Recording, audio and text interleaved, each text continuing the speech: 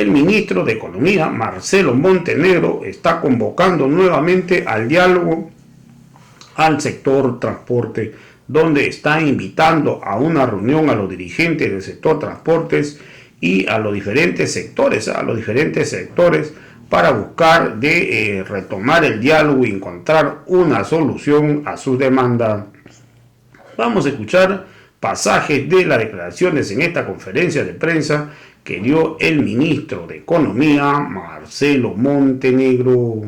Escuchemos. Hemos propugnado desde el Ministerio de Economía y Finanzas Públicas, invitando a los sectores del transporte para continuar con la búsqueda de consenso, solución, el día de mañana a las 14:00 horas, aquí en el auditorio del Ministerio de Economía y Finanzas Públicas, y retomemos los buenos puntos que hemos acordado el día de ayer y que hemos logrado consensuar, y que entendemos que el sector transporte rompe el diálogo el día de ayer, pero lo podemos volver a retomar. El día de mañana a las 14:00 vamos a retomar el diálogo, y para aquello estamos mandando una invitación al sector transporte, ¿no? A varios agremiados que han estado el día de ayer, para perfeccionar el punto restante y seguir afinando también y aditar algunos elementos que van a reforzar con toda seguridad la propuesta que está esperando no solamente los prestatarios del sector transporte, sino los prestatarios que se acogieron al diferimiento el año pasado, de tal manera que podamos tener una solución integral y que esté de acorde a la realidad de la economía boliviana, y por ello nuestra apertura al diálogo. Entonces hacemos pública nuevamente la invitación al sector transporte a retomar el diálogo que se ha dejado truncado el día de ayer por decisión unilateral del sector transporte. Como recordarán, el día de ayer hemos señalado que en sala habíamos solicitado al sector transporte que sigamos la búsqueda de soluciones, y bueno, ellos han tomado su medida de presión el día de hoy, pero estamos abiertos a buscar soluciones. Por lo tanto, los vamos a esperar el día de mañana aquí en el auditorio del Ministerio de Economía a las 14:00. Vamos a dar lugar a las preguntas de los compañeros de la prensa. Iniciamos con ATV, por favor.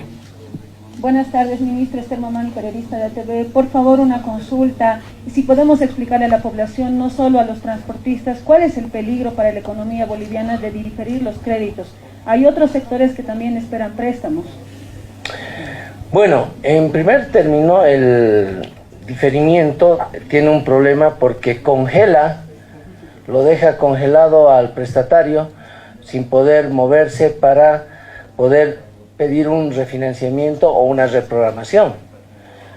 Entonces, elimina la cultura de pago también, y adicionalmente va generando un historial también no muy sano en la carpeta del prestatario. Por lo tanto, el diferimiento continuo pues no es un buen antecedente para futuros préstamos. Para no perjudicar a estos prestatarios, es importante tomar otro tipo de medidas como las que estamos nosotros planteando, el refinanciamiento, la reprogramación, con esta posibilidad de 4 meses de gracia y periodos de prórroga, que son más sanos y además lo mantienen en contacto continuo con el sistema financiero, de tal manera que nuestro prestatario puede seguir conectándose con el asesor de crédito para refinanciar, reprogramar e incluso siempre ir modificando de manera adecuada en función a su capacidad de pago la situación de su préstamo. Por lo tanto, creemos que esa es una medida más sana a un diferimiento que, dado el diferimiento inicial, más un diferimiento que en un contrafactual pudiera existir, al final del periodo se le va a ser insostenible. La manera adecuada de hacer razonable y sostenible su deuda, es el método de la reprogramación o el refinanciamiento que le ayude a inyectar capital. Seguimos con el compañero de RTP, por favor. Muchísimas gracias, ministro Ramiro Charcas de RTP. Sobre lo que acabo de señalar, ¿es insostenible para el prestatario o es insostenible para el sistema financiero? Porque lo que señalaban ellos es que el interés que se les está cobrando de la gestión pasada, de lo que no se ha podido pagar, tienen que hacerlo antes de poder hacer los refinanciamientos o las reprogramaciones. Y el refinanciamiento, para quienes alguna vez hemos tomado algún préstamo, implica otro préstamo de dinero para cancelar la otra deuda, pero seguir pagando las cuotas bancarias. Y ellos decían, ¿por qué nos van a sancionar o dejar de prestar dinero cuando estamos pidiendo algo que en realidad está buscando poderse cancelar a partir de la reactivación económica que ellos piensan o buscan tener durante esos 6 meses? No ven otra opción más que el diferimiento, porque la reprogramación, según los bancos, tienen que pagar primero los intereses, incluso que los que hablan que están arriba de los 3.000, 4.000, incluso hasta los 5.000 bolivianos antes de una reprogramación. ¿Cómo se puede resolver este tema? Gracias. Bueno, esa idea, esa apreciación es alejada de la verdad, pues el periodo de diferimiento ocurrido en los 9 meses en el año pasado han sido trasladados al final del contrato. No hay intereses adicionales. El seguro de desgravamen también de los 9 periodos ha sido diferido al final del contrato, y el periodo de gracia implica que no tenga que pagarse ningún interés para acceder a esta reprogramación. Incluso en el periodo de prórroga no se paga absolutamente nada hasta que esté firmada la adenda. Entonces no es cierto que para reprogramar o refinanciar te exijan el pago de algún interés o de alguna cuota. Eso es lo que les hemos explicado el día de ayer a los compañeros del sector transporte y también a varios sectores que nos han venido y nos han consultado y hemos tenido reuniones con ellos. El periodista de Bolivisión, por favor. Ministro, buenas tardes. Donato Hanover de Bolivisión. El transporte sostiene, por lo menos su dirigencia, de que la explicación que usted acaba de dar no ha sido recibida anoche, cuando ellos indicaban de que si alguno de los prestatarios del transporte no se acogía o no se anotaba la reprogramación, no iba a ser beneficiado de esto, y la explicación que usted acaba de dar no había sido aclarada ayer y por ese motivo habrían ellos roto la mesa de diálogo. ¿Es verdad esto, ministro? No, porque lo que hemos explicado el día de ayer es que el periodo de gracia, que es un periodo de no pago de parte de la cuota, involucra necesariamente una reprogramación. No puede haber periodos de gracia sin reprogramación. En cualquier parte del mundo, en cualquier sistema financiero, cualquier periodo de gracia siempre va acompañado de una reprogramación.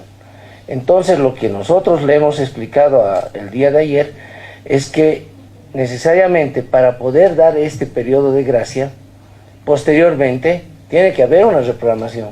O sea, inclusive para volver a la normalidad del pago de la deuda, tiene que empezar a pagar, pero en función de la capacidad de pago que tenga el prestatario. Y eso se llama reprogramación. Y si desea inyectar más capital, entonces, que eso se llama refinanciamiento, a la deuda que tenía originalmente, se puede acceder a un capital adicional. Y como decía su compañero en la anterior pregunta, a veces se usaba ese capital adicional para pagar la anterior deuda. Eso ya no hay, ya no va a haber. Por lo tanto, es una inyección neta de capital en el préstamo para que el prestatario realmente pueda inyectar recursos a su actividad económica y pueda realmente recuperarse. Entonces, por lo tanto, la obligación supuestamente de reprogramación no es que, como se ha dicho el día de ayer, es una obligación, sino que el periodo de gracia siempre va acompañado con la reprogramación. Es un elemento siempre complementario y colateral al periodo de gracia. Entonces, no es que hay una imposición. Muchas gracias, compañeros de trabajo. En estos momentos, el ministro de